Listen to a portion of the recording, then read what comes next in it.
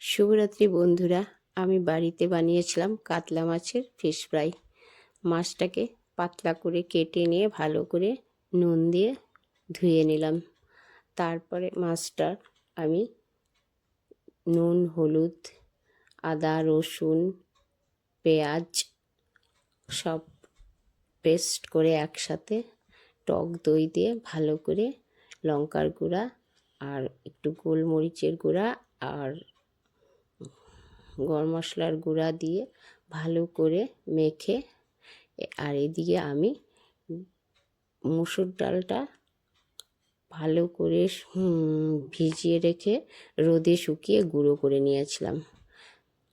ওই মুসুর ডালের মধ্যে একটু নুন হলুদ দিয়ে আমি ভালো করে কোট করে মাছগুলো তেলের মধ্যে ছেড়ে দিলাম।